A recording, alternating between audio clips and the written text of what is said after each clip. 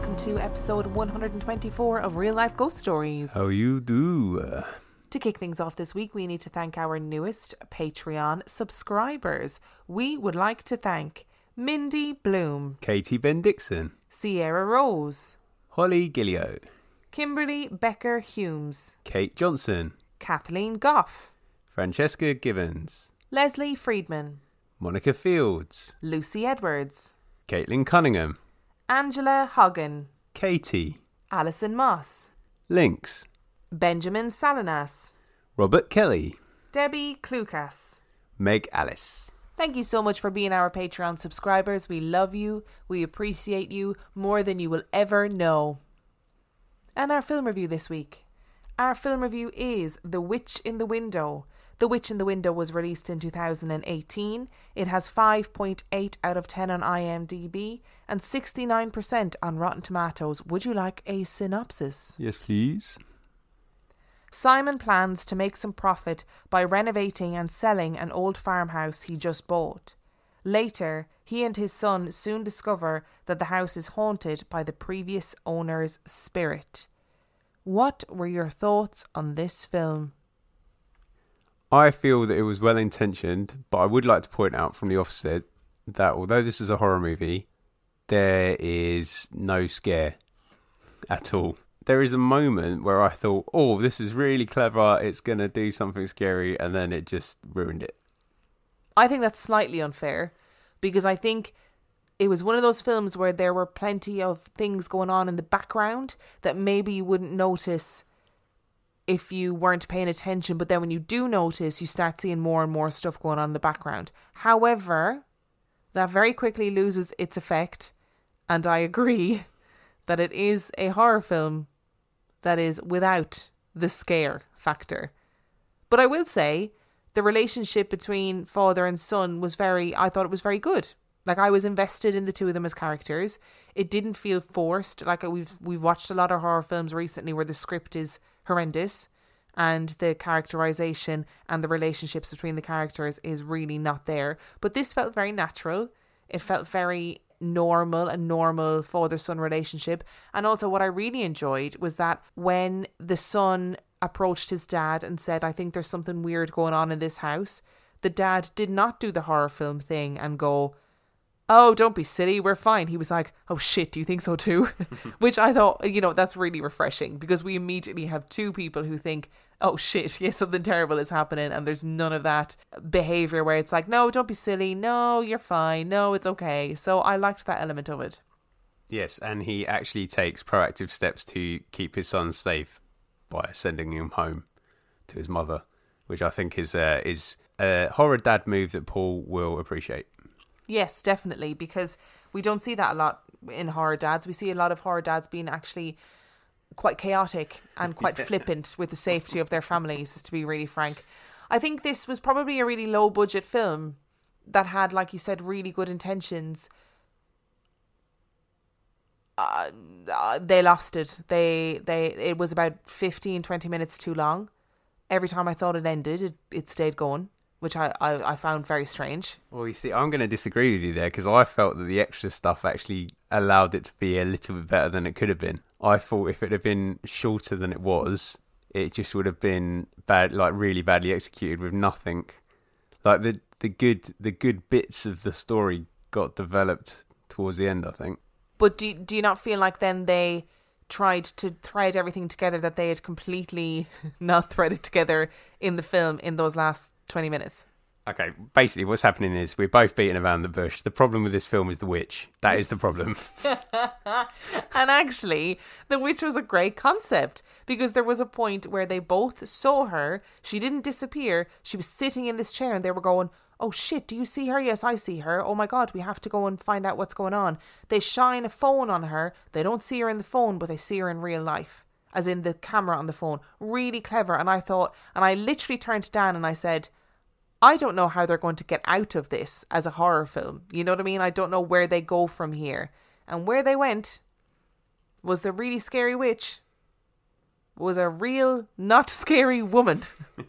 And I mean, even do her makeup a bit better to make her look more. She was just a woman, like, and stood up and chased them, and it was so poor.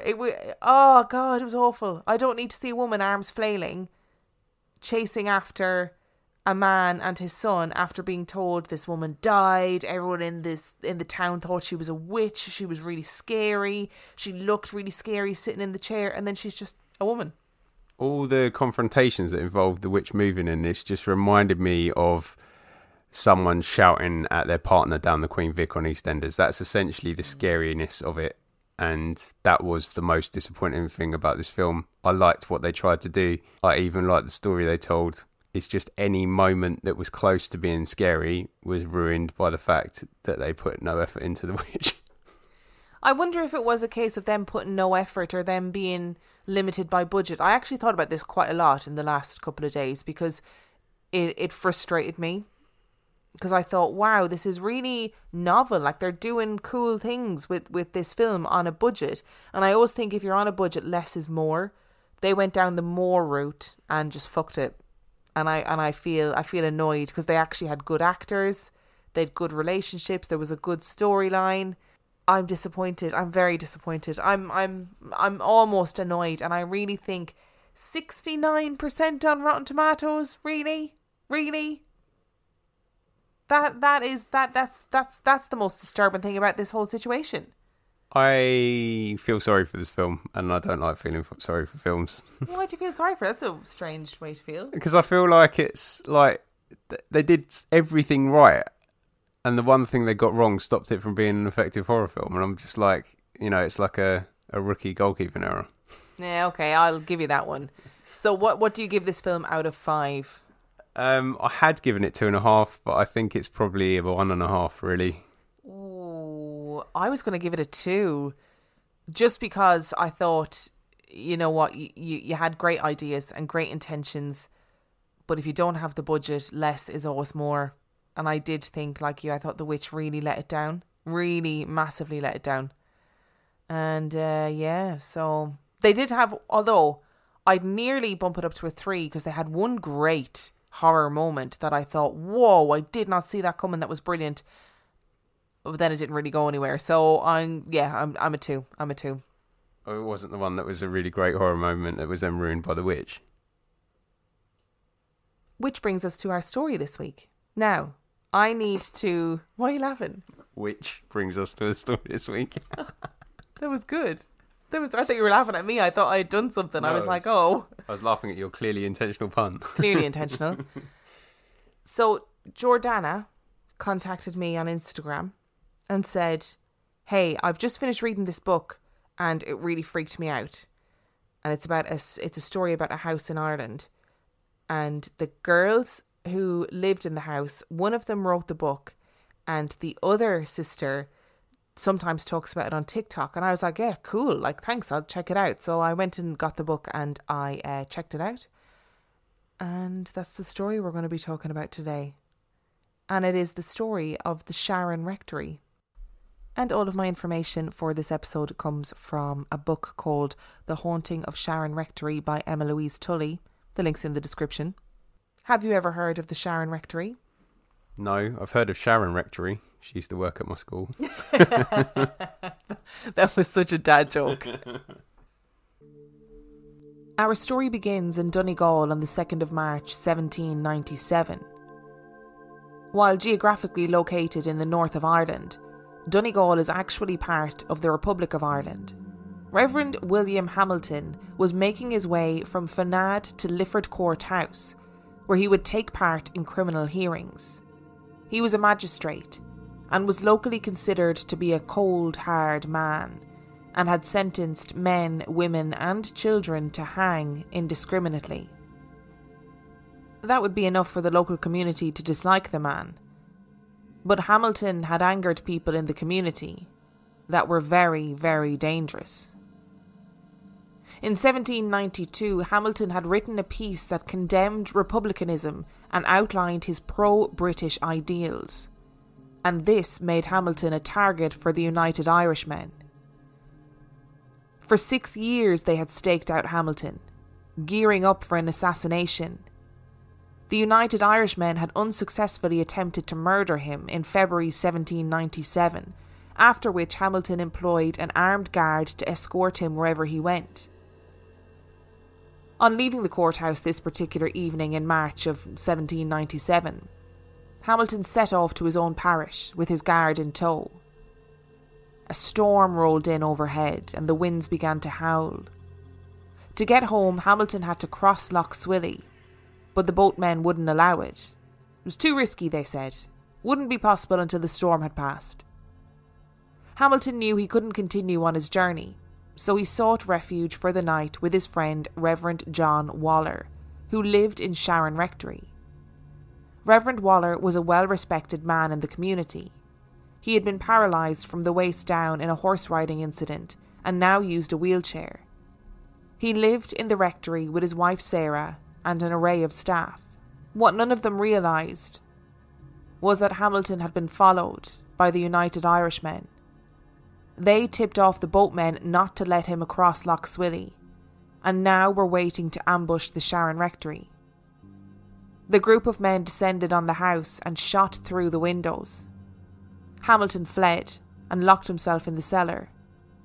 Sarah tried to save her husband and was shot twice and killed. The staff of the household dashed to save the Reverend Waller and made the realisation that it was Hamilton that was the target. So in an act of self-preservation, they retrieved Hamilton from the cellar and threw him to the United Irishmen. His death was brutal. The flagstone where he eventually died was removed from the house, and Reverend Waller grieved the loss of his wife for 2 years before passing away. Many families lived in the house over the years, and there were more tragedies, though not remotely as brutal as the murder of Reverend Hamilton and Sarah Waller. But our story truly begins in 1988, when an unsuspecting young couple showed an interest in the rectory that would change their lives forever. Vincent and Lisa Tully decided to venture down the dark laneway to get a look at the famous Sharon Rectory. They were both from the local town of Newtown Cunningham and had heard all the stories. The rectory had stood empty for years, and while it had a reputation for being haunted, it was also the haunt of local teenagers who would conduct ill-advised Ouija board sessions to try and contact the murdered spirit of Reverend Hamilton. The locals had stories of mists and spectres, noises and full-bodied apparitions. Vincent and Lisa trundled slowly down the laneway in their old car, craning their necks to get a look at the place. They pulled up the car outside the gates and sat silently in the darkness, watching and waiting. They didn't really know what for, but neither were expecting to see what they did. As they looked through the gates from the car, a large black dog seemed to appear from nowhere, bounding towards the car at great speed. Closer it got, and the pair winced at the expected collision as the dog got closer to the gate. But it didn't collide with the metal. It sailed straight through the gate and ran up the side of Vincent's car and disappeared into the night. Vincent started the car, slammed it into reverse, and reversed down the laneway. 7 years later, in 1995, the Tullys were looking for a property to buy. The local priest owned the rectory and agreed to sell it to them. They knew that it would be a labour-intensive process to get it back to its former glory, but once they saw the inside of the house and the potential it had, they knew they had to have it. It was a serious undertaking. The house was essentially in ruins, and each room had to be rebuilt from the floor up. In one room, Lisa's father found bones buried beneath the floor, and unable to figure out if they were human or animal, he kept digging, and eventually found a skull. It was definitely an animal, and the bones were disposed of. But hundreds of years ago in Irish folklore, it was tradition to bury an animal carcass or bones in the foundations or walls of your dwelling. It was a ritual to ward off evil spirits from your house. Perhaps there is nothing to this tradition, an old forgotten ritual born of misplaced fear and superstition. Or perhaps hundreds of years ago, people were onto something. While the family continued their renovations, they hired local tradespeople to complete the plumbing and electrical work. After working on the property, they began to report poltergeist activity and strange, uneasy feelings while they were working, and whisperings began in the town of strange things happening in Sharon Rectory. But eventually, in August 1996, the family moved in. The Tullys had a daughter, Emma, who was completely unaware of the history of the house, or the talk of the strange things that happened there. She was only young when she went to see it first, a child, but could remember an eerie sensation, a sensation of something bad. When they moved in, she would wander the rooms of the house while her parents continued renovations. She would feel deep, icy cold in some rooms that made her shiver and stop to watch her breath billow out in front of her. At night time, she would lie in bed and look at the door in her bedroom, which led to a staircase. The door had a small frosted window, and in her mind's eye she would imagine seeing a white face peering through it in at her. It didn't appear. But what did appear were the footsteps that would come up the staircase and stop outside of her door. The first time she heard them, she lay there expecting her mother or father to open the door, but it never happened. And she was keenly aware that someone or something had walked up the staircase and was now standing outside her bedroom door. A few nights after her first encounter with the footsteps, and Emma was still sleeping with her bedside lamp on, the house scared her, and the house at night time scared her even more. This night she was settling down to sleep when an icy cold breeze blasted her face. She opened her eyes and immediately wished that she hadn't, because there at the foot of her bed was a woman. She was completely translucent, but with a blue glow. Emma could clearly see the outline of her dress and her flowing hair, but her face was blank. There were no features, no eyes, no nose, no mouth, just blank where her face should be. Emma was terrified, and like most children would, she retreated under the safety of her duvet and spent the night there, petrified. Seeing the blue lady became a regular thing. Although she didn't feel evil, Emma was still terrified of her. Eventually she plucked up the courage to tell her mum what was happening. And to her surprise, her mum simply said, "Oh, don't worry about her, she doesn't mean you any harm." What Emma had failed to realise was that her parents had been expertly hiding their own worries and reservations about the house from her. They too had seen the blue lady, and they too had been hearing odd noises. Vincent had heard 3 knocks on his bedroom window, and instinctively checked to see who it was before realising that his window was on the 2nd floor, and it would be impossible for anyone to knock on the window without a ladder. And like any good horror movie dad, Vincent was sceptical. But he couldn't help but remember the black dog they had witnessed all those years ago. The activity continued in the house.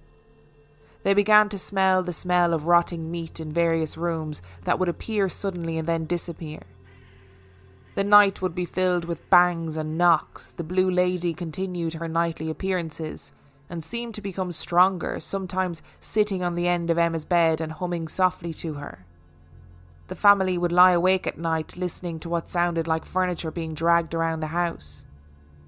Either parent would wake in the night and see the blue lady standing next to their bed. Emma began sleeping at her grandmother's house, just so she could get a good night's sleep. And no one wanted to be in the house alone. But what could they do? Every penny they had was tied up in the house, and so life had to go on.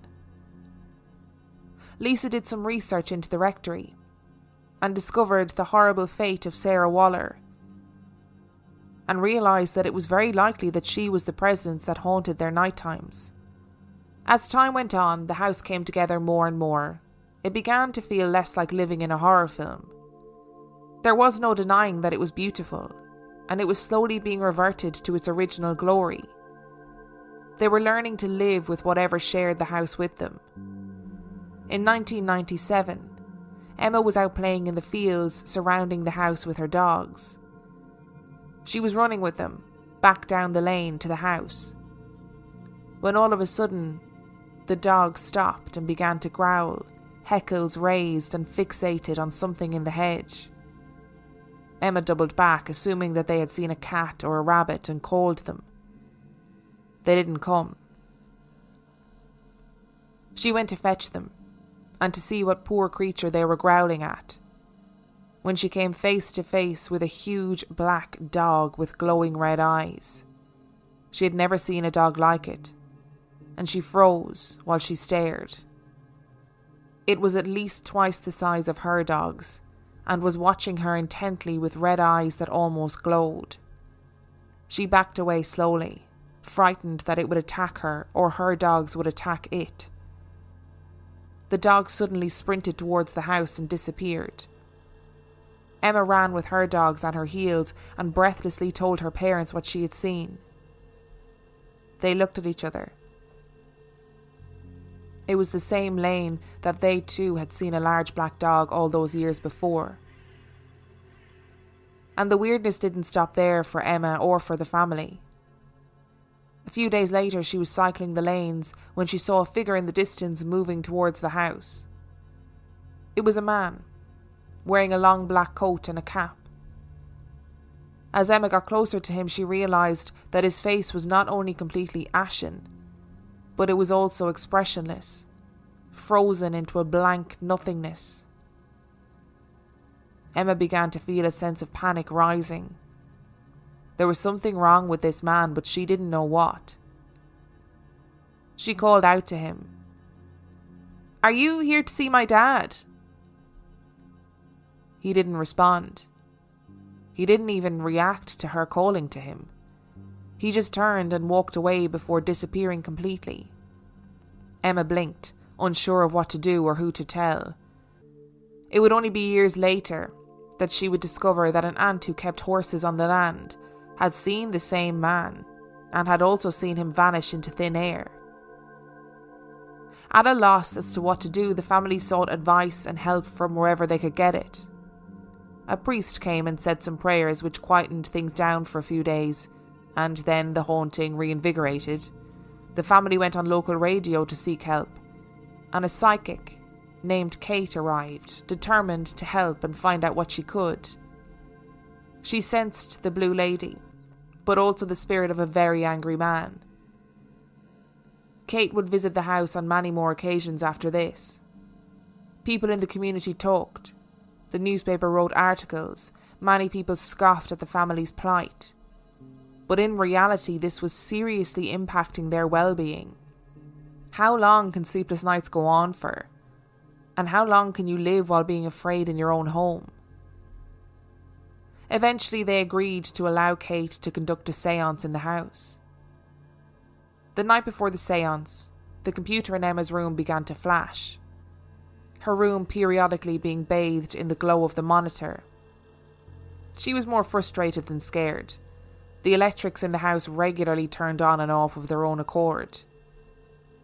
She turned over to look at the screen and realised that this time it was different. Every time the monitor glowed, she could make out the outline of a face in the screen. That same night, Emma's father awoke, and something felt different. The Blue Lady never felt threatening, but something dark was in the room with him. He felt something grip him around the ankles and drag him down the bed slowly. Try as he might, he couldn't loosen his grip, and eventually he began to pray, and whatever it was let him go. Something had changed in the house, and it no longer felt benevolent. During the séance, Kate made a connection with who she believed to be Sarah Waller, and for a while after, the house was quieter. But every member of the family had the sense that something dark was lurking in the shadows. The new thing only made itself known after renovation started on the house in the year 2000. Vincent was converting the coach house, a small dwelling adjacent to the main house. It seemed that the renovations disturbed something different, a new entity that felt dark and oppressive. Emma would hear pounding footsteps again on the stairs and the landing outside her bedroom, except now it came with silence, and then an aggressive rattling of the handle of her bedroom door, which it seemed was intended just to scare her. The birth of a new child in the house also heralded the arrival of something new. As soon as baby Victoria was old enough to talk, she began to talk about Saoirse. Saoirse was her friend who she played with and chatted to all through her childhood. At first the family took no notice, but over time they realised that there was something more to Saoirse. Victoria's eyes would follow something around the room, and when asked what she was looking at, she would always say, "Saoirse." The family knew no other children by the name of Saoirse, and Victoria described her wearing a brown dress and having brown hair, but she was always sad because her mammy and daddy were in heaven. As it always does in haunted house stories, life moved on. The family entered into some sort of odd cohabitation with the undead residents of the Sharon Rectory. They learned to adapt to the paranormal activity that plagued them, and eventually Emma moved from her room in the main house to the adjoining coach house that her father had renovated. It was still next to the main house, but enough to give her independence. The family had experienced odd happenings in the coach house too. Whisperings and chattering voices. Emma had once seen the apparition of a hanged man, and they believed that it was their renovations of the coach house that had unleashed the dark thing on the family. There will undoubtedly be many of you thinking, but why would she move in there alone? At what point do you stop being scared and start trying to live normally in spite of all the lack of normality around you? It would be nice to say at this point that Emma faced her fear in the coach house and our story ends, but it doesn't. Emma had many years of fear and worry in the coach house before she eventually moved out with her partner and her son. And whatever was in the house then turned its attention to Victoria and Emma's mother Lisa. Victoria was still adamant about Saoirse, but no one else had seen the spirit of a young girl, until one night when Lisa was home alone. She went to bed as normal, with no particularly negative feelings, and fell into a deep sleep. She was awoken by the feeling of something hitting her legs. It was heavy enough to wake her. She lay in the bed, not daring to open her eyes. She knew she was alone in the house, and couldn't understand what force was repeatedly thumping her on her legs. Eventually, after the thumping continued, she slowly looked over the duvet covers, and there she was. A young girl aged about 9 years old was at the end of her bed. But she wasn't static or see-through or glowing like the Blue Lady. She was on the bed, jumping. Lisa stared and the girl opened her mouth, but no sound came out. It looked as though her mouth had been injured somehow, or disfigured, and she was trying to speak but couldn't form the words. And then just like that, she vanished. The family were then contacted by a team of paranormal investigators, and still desperately seeking respite, they agreed for them to visit.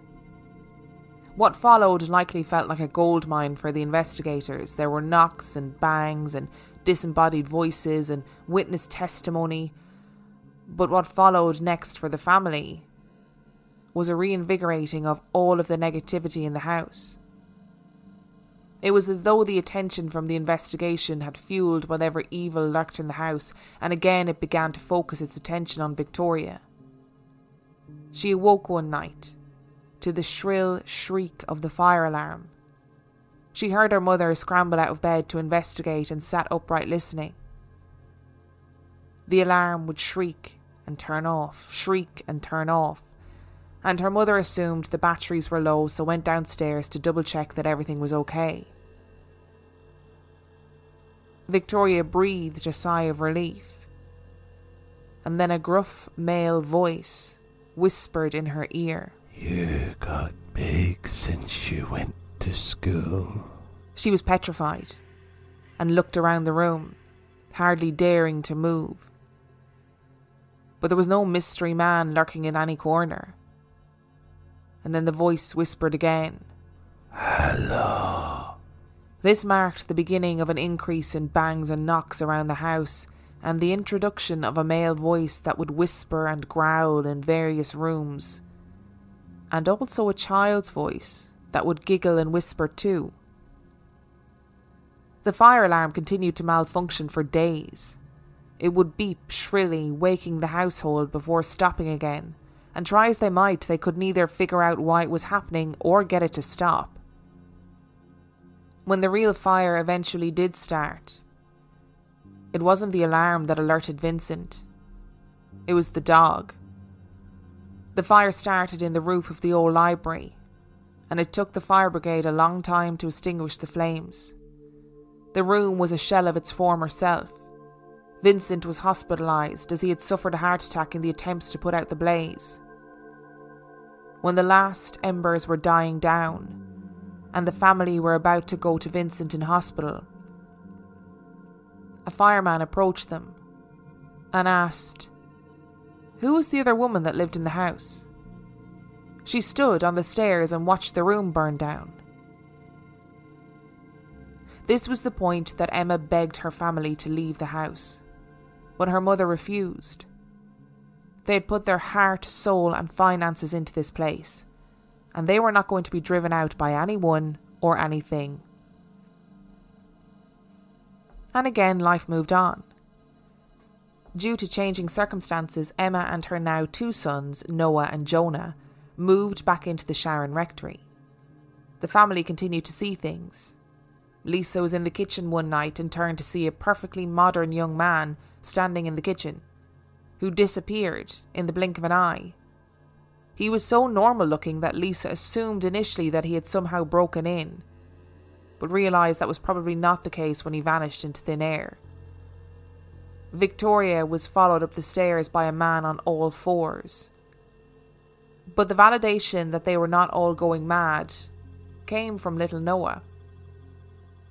One morning, he came to Emma and told her that in his room that night was the big scary man. When asked to describe him, Noah said he was very tall and all black like a shadow and that he wasn't a nice man.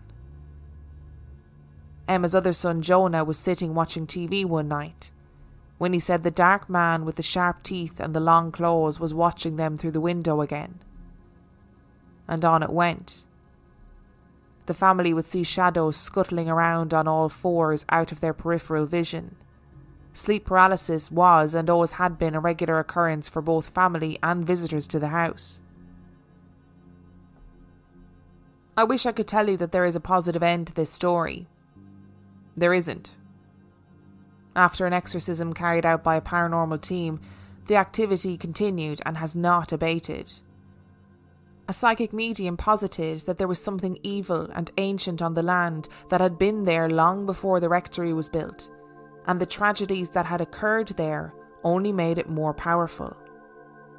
Emma went public with the story and faced a lot of ridicule but also a lot of support. Eventually, the family stopped allowing paranormal teams into the house. There are obviously elements of this story that I haven't included, namely the horrific impact that living in this house has had on the family over the years. I realise now, as I've finished the story, that Emma didn't speak to Noah and Jonah about what was happening in the house.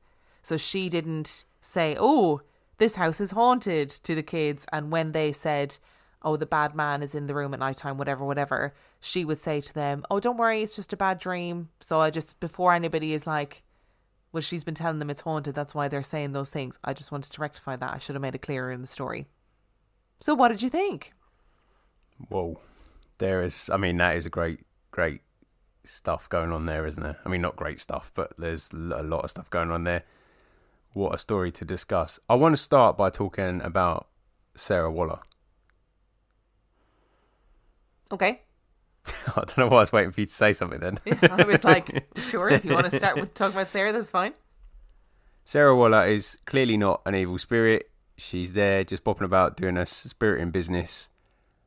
And although she died unjustly, which in some cases can cause a spirit to be evil or vengeful, she died, in this instance, protecting her husband. So I feel that the overriding emotion is love, and therefore that's why she's probably just a good spirit.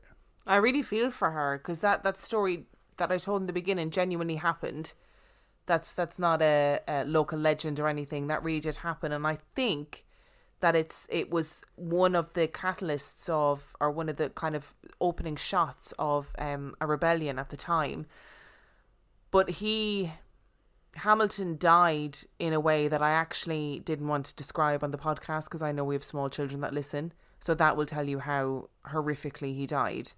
And she lived for not a long time, but she was shot once and then dragged by the servants into the kitchen, and they tried to keep her alive, and then she was shot again.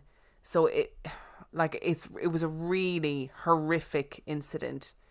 And I think if you are a believer in tragedy leaving a stain, like paranormally on somewhere, this is a pretty tragic event. There was also a woman and a child who died in childbirth, I think in later years. Not anything violent or murdery, but just a tragic death. So it's a place that has seen a lot of sadness, and I don't think Sarah's spirit is vengeful either. But I think it's interesting that in the book, Emma describes how, yes, she realised that she wasn't evil or didn't mean her any harm, but she was still terrified of her. Yeah, I guess you would be, wouldn't you? Because it's a ghost. I'd be scared of a ghost, even if I knew the ghost personally. I think I'd be scared of Casper at this point, to be honest. Are we presuming then that the Hat Man, in this instance, is Mr. Hamilton? See, I don't think so. That's what I thought when I started reading. I was like, well, it's going to be the vengeful ghost of Mr. Hamilton. But I think right. It sounds like something darker. I'm not saying he's not there in the house, because, he died a pretty horrific death there. But like, holy moly, whatever is in that house is horrendous. I mean, there's more talk about like people getting scratched while they're there, like people, Emma waking up with bite marks all over her body, like crazy stuff. Crazy stuff. So no, I don't think it is Mr. Hamilton. Every time I say Hamilton, I want to sing, and it's really taken all my power not to do that. Good. I'm glad you're not. The reason I think it might be, though, is because out of the two deaths that we got context from, he was trying not to die, whereas that's a good point. Sarah Waller actively ran into the line of fire to save her husband, and I feel like that might be more reason to be a bit disgruntled. There's a part of the legend as well that said that he hid initially behind Mr. Waller in his wheelchair when the shots were fired. So if that is true and if that is to be believed, maybe there's an element of guilt there. I mean, who knows? It's very interesting. The other thing that I'm really intrigued by is the black dog. Sounds very Black Shuck-like to me. Yeah.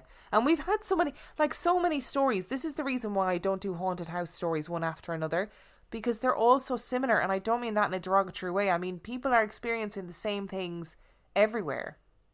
Like, it's just wild. There's so much of it. Like, if you think about Haol Fanog, when they had their seances and stuff in the house, they started seeing all sorts of shit, because the psychics were like, well, it's like a beacon to spirits. And it feels like it's the same in this house, because the mother was seeing like modern ghosts, not just, Victorian ghosts or a floating blue lady. She saw a man in the house who she thought, how have you fucking broken into my house?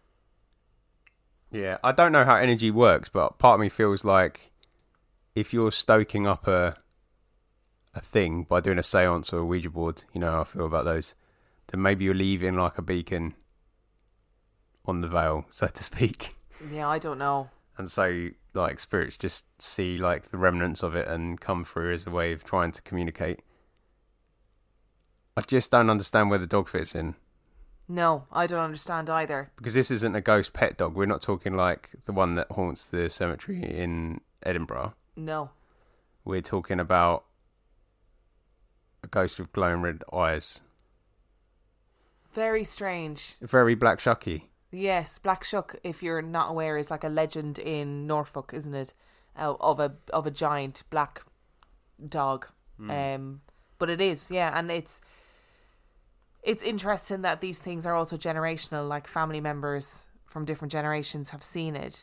I did wonder when I was reading this, and I just have to be realistic, about if you are living in a house that's haunted, and I know this probably might be an irrelevant thing to say, if you're living in a house that you think is haunted, do you then attribute everything to the paranormal?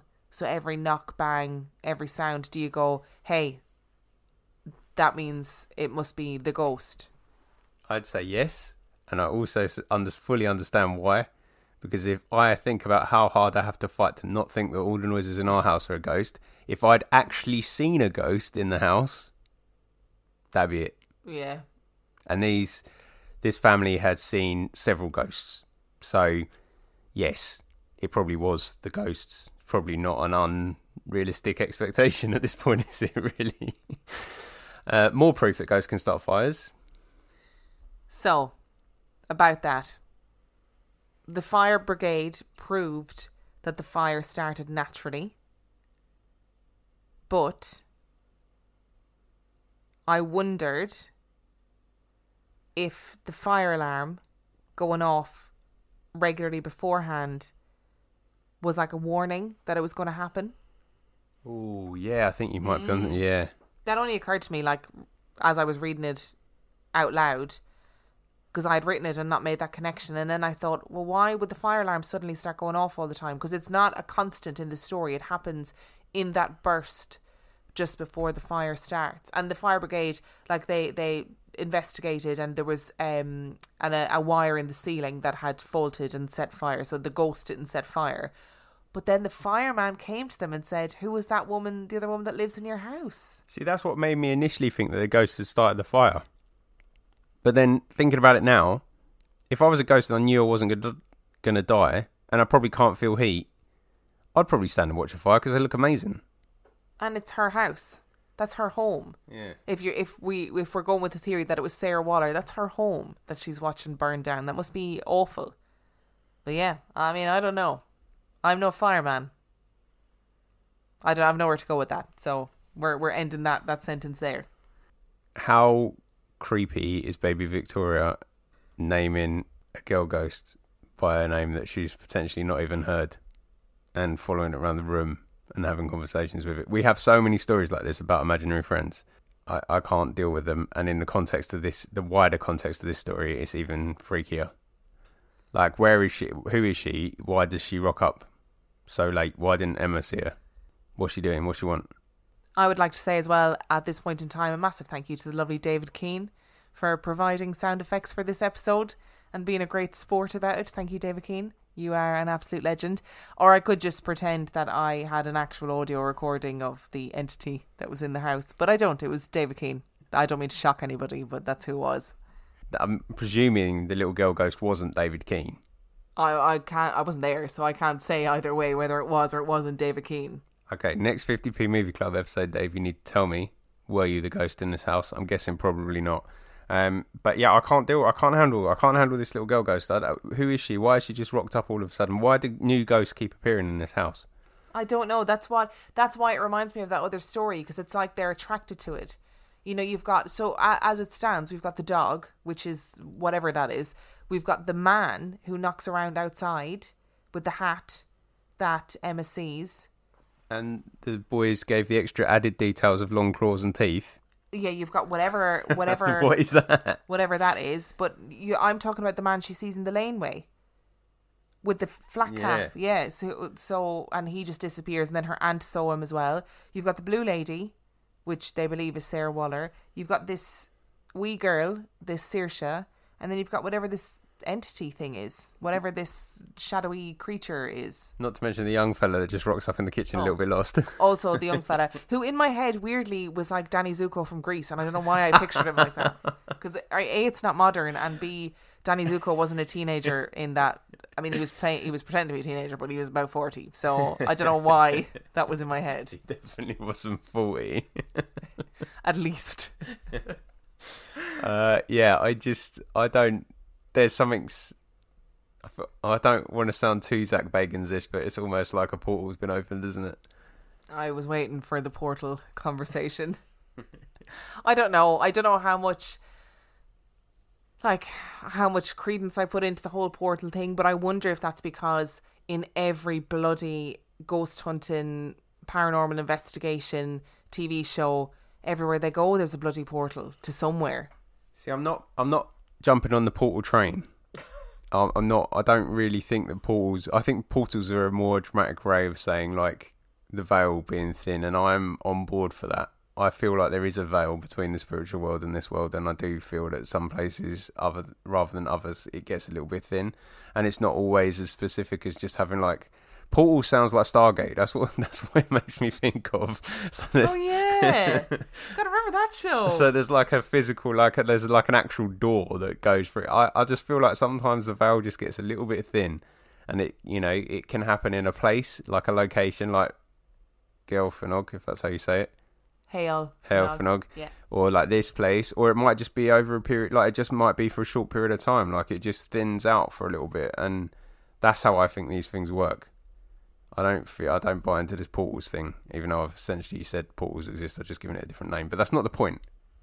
So if you had to ask this family like one thing, because they still live there now, like they are still living in that house, and there's still stuff going on.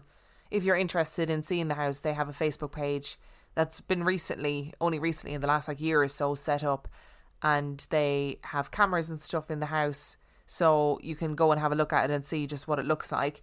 But if you were to ask them one question, what do you think you'd ask them? How do you get to a position, like what is the motivation behind the point that you get to where you just put up with this stuff? It's funny you should ask that, because you will be able to ask them yourself. Really? Yes, you will.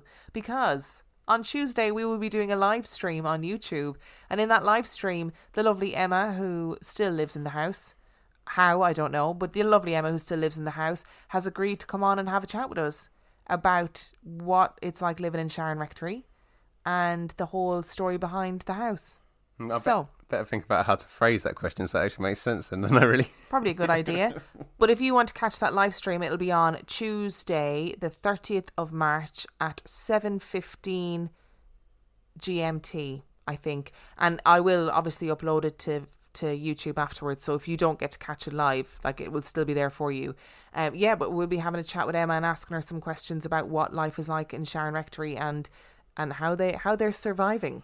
We will be in British summertime by that point as well, so if you are thinking of joining us from elsewhere in the world, it might be a good idea to like Google what time is it in Britain now, so you get an accurate, up-to-date time thing. And if you enjoyed today's episode, you can find out everything you need to know about us on reallifeghoststoriespodcast.com. You can submit your own story to reallifeghoststoriespodcast@gmail.com. You can support us on Patreon, patreon.com/reallifeghoststories, where for $5 a month and $2 a month, you get access to heaps of extra content. All of the links for everything will be in the description of this episode, including the link to our YouTube channel, where you can watch our live stream on Tuesday. And on that note, we shall see you next week. Bye!